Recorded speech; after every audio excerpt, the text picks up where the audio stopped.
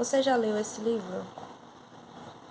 Mulheres e Deusas é escrito por Renato Nogueira, que é filósofo, professor e pesquisador, principalmente da cultura africana. Quando eu comecei a ler esse livro, eu não prestei atenção no nome do escritor, então fui lendo.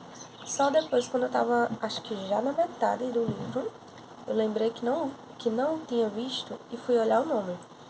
E esse livro tem tantos detalhes sobre o feminismo, sobre como a mente das mulheres, né, funciona, sobre o comportamento, tantos detalhes que eu achei que eu estava lendo um livro escrito por uma mulher. E me surpreendeu quando eu vi que era um homem escritor.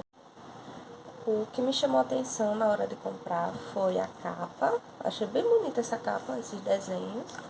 E também tem ilustrações aqui no início de cada capítulo.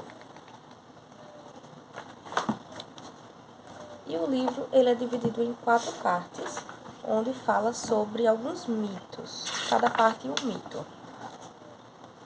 Aqui na primeira parte fala sobre os mitos gregos, os iorubás, os judaico-cristãos e os guaranis. Sobre o nome do livro, Mulheres e Deusas, é porque o escritor ele faz uma comparação das mulheres de hoje, da nossa sociedade, com as mulheres dos mitos. Os mitos gregos, os iorubás, as mulheres da Bíblia. Então, por isso que o nome é Mulheres e Deuses. Como o comportamento dessas mulheres interfere no nosso comportamento hoje, na nossa sociedade de hoje, sobre o feminismo, sobre o machismo, sobre como funciona a mente da mulher. Uma coisa que eu achei bem interessante citar é que o escritor ele fala sobre como surgiu aquelas expressões de xingamento contra as mulheres, por exemplo, vaca, cachorra, e ele conta que isso surgiu na mitologia grega com Hera. Eu acho que é assim que se fala, não sei se pronuncia Hera mesmo. Hera, que era uma deusa casada com o deus Zeus. E aí Hera descobre que está sendo traída. Ela vai atrás de Zeus, e aí quando ela chega no local, ela descobre que Zeus estava com a amante. E Zeus acha que ela não percebeu ainda. Então Zeus transforma a amante em uma vaca, pensando que a esposa não tinha percebido, né? E a esposa se finge de tonta também, de que não tinha percebido. E agradece pelo presente e finge que ela achou que a vaca era um presente para ela. E pega a vaca e prende. E aí Zeus fica sem saber o que dizer, né? O que é que ele vai dizer? Ah, não é um presente, é que eu estava traindo você. Ele não diz, e ele finge que é um presente também. Então ela prende a amante em forma de vaca. E aí Zeus, na tentativa de salvar a amante, depois ele vai tentar soltar ela, libertar ela, só que a esposa dele deixou ela com proteção, né? Eu esqueci o nome do animal, o animal que ela deixa lá, tipo um monstro assim, sabe? Protegendo a amante de Zeus. Zeus consegue transformar a amante, né, que estava em formato de vaca, novamente em humana, fica com ela novamente, só que logo ele quase é descoberto de novo. Então, nas pressas, ele transforma a amante em vaca de novo, não tem como mais voltar ao normal, e a amante vive como uma vaca para o resto da vida. E aí o autor, ele abre um parênteses, ele abre uma observação de que por mais que ela sabia que tinha sido traída, ela não separa de Zeus, ela não confronta Zeus, muito pelo contrário. O que ela faz é punir a amante. E ele faz um comparativo com a nossa sociedade, né? Que ainda que o homem tenha a responsabilidade de respeitar sua esposa, de não trair sua esposa, muitas vezes não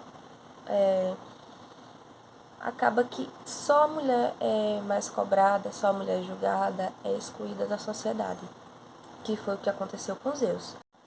Um outro exemplo que ele dá também, agora na mitologia cristã, que para algumas pessoas não é mitologia, né? Para os cristãos aconteceram de verdade essas histórias, mas aqui no livro é colocado como mitologia, é que para ele, desde a época de Adão e Eva, já existia o feminismo.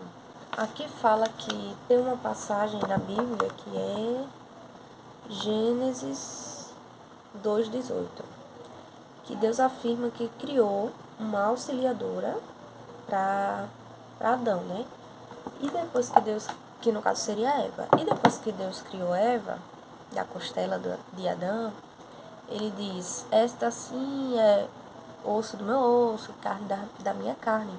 Então, para algumas pessoas, esse versículo dá a entender de que quando Adão diz, essa sim é osso dos meus ossos e carne da minha carne, que existia outra mulher antes dela, antes de Eva, só que não era feita de Adão, como se Deus já tivesse criado Adão e outra mulher, que no caso algumas pessoas acreditam que seja Lilith, e essa mulher foi feita da mesma forma que Adão foi feito, entendeu?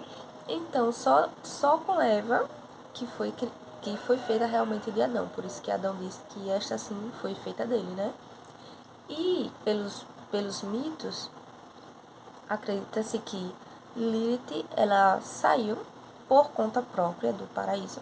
Quer dizer, depende. Algumas pessoas dizem que saiu por conta própria, outras dizem que ela foi expulsa porque ela simplesmente não queria ser submissa a Adão. Inclusive, falando sobre submissão, depois que eles pecam, que Eva oferece o fruto que não deveria ser comido, né? Mas eles comem e oferecem a Adão e tal, e eles recebem punição. Uma das punições é que a mulher será submissa ao seu esposo, né?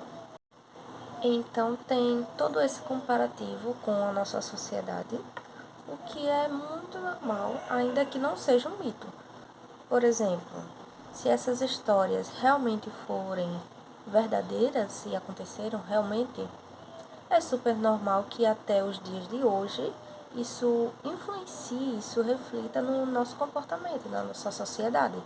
Porque tudo que já foi passado, tudo que aconteceu na história, tem influência com os nossos atos, com os nossos comportamentos hoje. Já por outro lado, se forem realmente mitos, também faz total sentido que sejam parecidos com a realidade.